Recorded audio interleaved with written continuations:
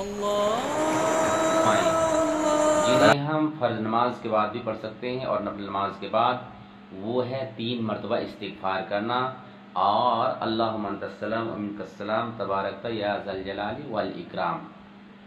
ان کے علاوہ جتنی بھی دعائیں ہیں ان دعاؤں کا تعلق فرض نماز کے بعد ہے، یعنی جن سے معلوم ہوتا ہے، جن دعاؤں سے معلوم ہوتا ہے کہ نبی علیہ الصلوۃ والسلام ان دونوں کو چھوڑ کر کے، نبی علیہ السلام نماز کے بعد ان کا اہتمام کیا کرتے تھے، ان کا تعلق فرض نماز کے بعد ہی سے ہے۔ جیسا کہ آپ آئیے ابن باز رحمہ اللہ کیا فرماتے ہیں، نور علی الدرب اٹھانے کے بعد، ابن باز کی کتاب ہے رحمہ اللہ نور علی الدرب، اور آپ ان کے عنوان پر پہنچیے الاذکار التي تقال بعد صلاۃ الفرائض والنوافل۔ اس میں آپ پہنچیں گے تو ابن باز رحمہ اللہ فرماتے ہیں التسبیحات المأثورہ كلها بعد الفریضۃ، کہ تمام تسبیحات معصورہ یعنی وہ تسبیحات جو نبی علیہ السلام سے مروی ہیں، منقول ہیں، ان کا تعلق فرض نماز کے بعد سے ہے، فرض نماز کے بعد سے ہے، یعنی وہ ساری تسبیحات فرض نماز کے بعد بیان کرنی چاہیے، وہ ساری دعائیں فرض نماز کے بعد پڑھنی چاہیے، مگر کیا ہے وَأَمَّا هَذَا فَهَذَا بَعْدَ الْفَرْضِ وَالنَّفْلِ، مگر یہ تو ان کا تعلق فرض نماز کے بعد سے بھی ہے اور نفل نماز کے بعد سے۔ وہ کون ہے؟ 3 مرتبہ استغفر اللہ کہنا اور اللہم انت السلام و منک السلام تبارک یا ذا الجلال والاکرام پڑھنا۔ تو 3 مرتبہ استغفار فرض نماز کے بعد بھی کر سکتے ہیں اور نفل نماز کے بعد بھی، اور اللہم انت السلام و منک السلام تبارک یا ذا الجلال والاکرام کو فرض نماز کے بعد بھی اور نفل نماز کے بعد بھی۔ ان کے علاوہ جتنی بھی تسبیحات ہیں انہیں صرف اور صرف فرض نماز کے بعد ہی پڑھنی چاہیے، جتنی بھی دعائیں ہیں انہیں فرض نماز کے بعد پڑھنی چاہیے۔ ایسا کیوں؟ نبی علیہ السلام ایسا کیا کرتے تھے اور وجہ کیا تھی؟ فرض نماز کے بعد دعائیں قبول ہوتی ہیں۔ نبی علیہ السلام نے خود فرمایا فرض نماز کے بعد دعائیں قبول ہوتی ہیں۔ آئیے ہم اس کو دیکھتے ہیں۔ ترمذی شریف کتاب الدعوات باب العزم فی المسألۃ، حدیث نمبر 3499، حدیث کے راوی حضرت ابو امامہ رضی اللہ عنہ۔ محدث البانی نے اس حدیث کو حسن قرار دیا ہے۔ اس میں یہ ہے کہ نبی علیہ السلام سے پوچھا گیا کہ ای الدعاء اسمع، کون سی دعا زیادہ قبول ہوتی ہے؟ تو آپ نے فرمایا جوف اللیل الآخر، رات کے پچھلے پہر والی دعا زیادہ قبول ہوتی ہے۔ اس کے بعد آپ نے کیا فرمایا وَدُبُرَ الصَّلَوَاتِ الْمَكْتُوبَاتِ، فرض نمازوں کے بعد والی دعا سب سے زیادہ قبول ہوتی ہے۔ فرض نماز کے بعد دعائیں سب سے زیادہ قبول ہوتی ہے، یہ آپ نے فرمایا۔ اور ہماری عادت کیا ہے، جیسے فرض نماز سے ہم فارغ ہوتے ہیں فوراً گھر بھاگنے کی کوشش کرتے ہیں، گھر بھاگنے کی تیاری میں لگ جاتے ہیں، یا تو بات چیت شروع کر دیتے ہیں اللہ کے بندے دعاؤں کا اہتمام کریں، اور کچھ بھائی تو کیا کہتے ہیں فوراً جو ہے ہاتھ اٹھا کر کے دعا کرنے لگتے ہیں۔ اس سلسلے میں میرا پروگرام آئے گا، ابھی میں اس کا تذکرہ نہیں کرتا۔ تو فرض نماز کے بعد ہمیں دعاؤں کا اہتمام کرنا چاہیے، اور ان دعاؤں کا اہتمام کرنا چاہیے جو نبی علیہ السلام نے کیا ہے اور کرنے کے لیے کہا ہے، ہم آگے پیش کر رہے ہیں۔ تو فرض نماز کے بعد بھاگنے کی کوشش نہیں کیجیے گا، ورنہ شیطان تو چاہتا ہی ہے کہ آپ کو ضروریات یاد دلا کر کے یا تو باتیں یاد دلا کر کے آپ کو ان نیکیوں سے محروم رکھے۔ تو فرض نماز کے بعد دعاؤں کا اہتمام کرنا چاہیے، اور وہ دعائیں کرنی چاہیے جو نبی علیہ السلام سے مروی ہیں۔ تو نبی علیہ السلام کون سی دعائیں پڑھا کرتے تھے، آئیے ہم ان کو بھی دیکھ لیتے ہیں۔ اٹھائے بخاری شریف کتاب الاذان باب الذکر بعد الصلاۃ، حدیث نمبر 844۔ اس میں آپ کو 2 دعا ملیں گی اس حدیث میں۔ پہلی دعا کیا ہے جنہیں آپ صلی اللہ علیہ وسلم پڑھا کرتے تھے؟ ان النبی صلی اللہ علیہ وسلم کان یقول فی دبر کل صلاۃ مکتوبۃ، مکتوبہ من فرض، آپ کہا کرتے تھے ہر فرض نماز کے بعد لا الہ الا اللہ وحدہ لا شریک لہ، لہ الملک و لہ الحمد وہو علی کل شیء قدیر، کہ اللہ کے سوا کوئی معبود برحق نہیں، وہ اکیلا ہے، اس کا کوئی شریک نہیں، بادشاہت اسی کی ہے، ساری تعریفات اسی کے لیے ہے اور وہ ہر چیز پر قادر ہے۔ اور دوسری دعا کیا پڑھتے تھے؟ اللہم لا مانع لما اعطیت ولا معطی لما منعت ولا ينفع ذا الجد منک الجد۔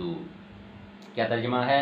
اے اللہ تو جسے دے اسے کوئی روکنے والا نہیں، اور تو جسے نہ دے اسے کوئی دینے والا نہیں، اور کوشش کرنے والے کو اس کی کوشش تیرے بغیر کوئی فائدہ نہیں دے سکتی ہے۔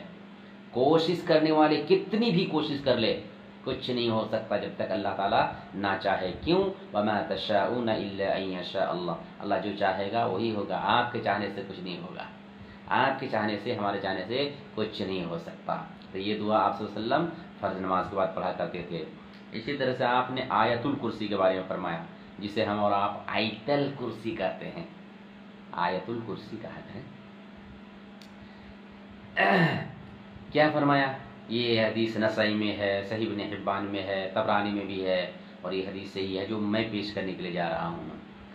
ابو امامہ باہلی کہتے ہیں، فرماتے ہیں رضی اللہ عنہ کہ اللہ کے رسول صلی اللہ علیہ وسلم نے فرمایا من قرأ آیت الکرسی فی دبر کل صلاۃ مکتوبۃ لم یمنعہ من دخول الجنہ الا ان یموت، کہ جو شخص آیت الکرسی ہر فرض نماز کے بعد پڑھتا ہے، مکتوبہ فرض نماز کے بعد پڑھتا ہے، اس کو جنت جانے سے صرف موت نے روک رکھا ہے۔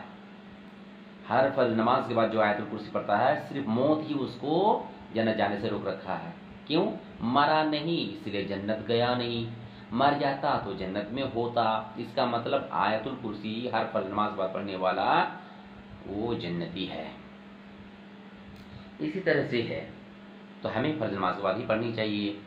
اسی طرح سے ہے مسلم شریف کتاب المساجد و مواضع الصلاۃ میں حدیث نمبر 596 نمبر کی ہے، اس میں ہے فرض نماز ہی کے بعد کے سلسلے میں کہ معقبات لا یخیب قائلہن او فاعلہن دبر کل صلاۃ مکتوبۃ 33 تسبیحۃ و33 تحمیدۃ و34 تکبیرۃ۔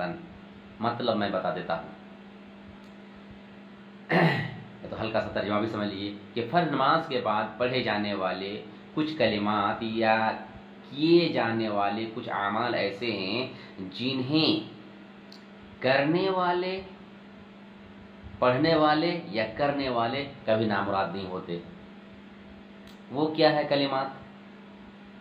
کہہ رہے ہیں کہ اگر 33 مرتبہ کوئی شخص سبحان اللہ کہتا ہے فرض نماز کے بعد، اسی طرح 33 مرتبہ الحمدللہ کہتا ہے اور 34 مرتبہ اللہ اکبر کہتا ہے، ایسا آدمی اگر اللہ رب العالمین سے کسی چیز کی درخواست کرتا ہے تو اس کی درخواست قبول ہو جاتی ہے، اللہ تعالیٰ اس کی درخواست رد نہیں کرتا۔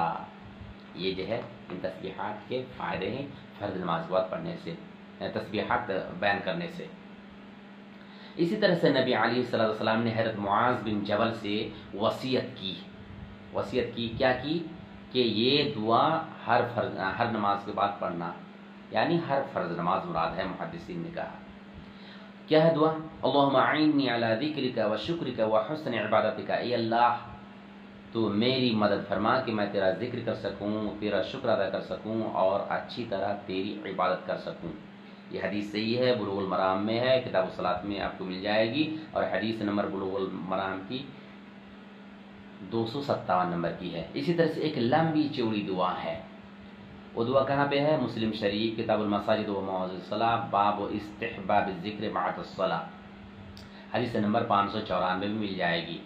دعا یہ ہے لا الہ الا اللہ وحدہ لا شریک لہ، لہ الملک ولہ الحمد وهو على كل شيء قدير، لا حول ولا قوة إلا بالله، لا إله إلا الله ولا نعبد إلا إياه، له النعمة وله الفضل وله الثناء الحسن، لا إله إلا الله مخلصين له الدين ولو كره الكافرون۔ ترجمہ یہ ہے کہ اللہ کے سوا کوئی معبود برحق نہیں، وہ اکیلا ہے، اس کا کوئی پارٹنر نہیں، کوئی شریک نہیں، بادشاہت اسی کی ہے، ساری تعریفات اسی کے لیے ہے اور وہ ہر چیز پر قادر ہے۔ نیکی کرنے کی توفیق اور گناہوں سے بچنے کی قوت اللہ تعالیٰ ہی سے ملتی ہے، اس کے سوا کوئی معبود برحق نہیں، اور ہم اس کے سوا کسی کی بندگی نہیں کرتے ہیں۔ ہر طرح کی نعمت اور فضل و کرم اسی کا ہے، اور خوبصورت تعریفات کا سزاوار بھی وہی ہے۔ ہم دین کو اسی کے لیے خالص کرتے ہیں، اگرچہ کفار ناپسند کریں۔ یہ دعا بھی فرض نماز کے بعد پڑھنی چاہیے۔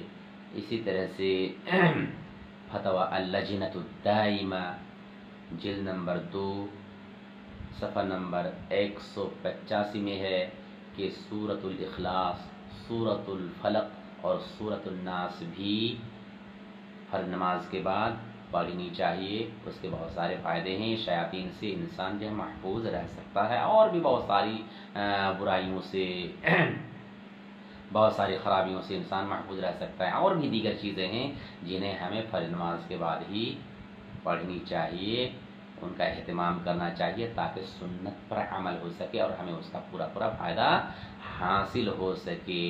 علماء کرام میری ان باتوں پر بھی غور کریں گے، تحقیق کریں گے، اور ان کے اور صحیح معلوم ہو انہیں تو ان کو پھیلانے کی کوشش کریں گے۔ اللہ تعالی ہمیں سنت کے مطابق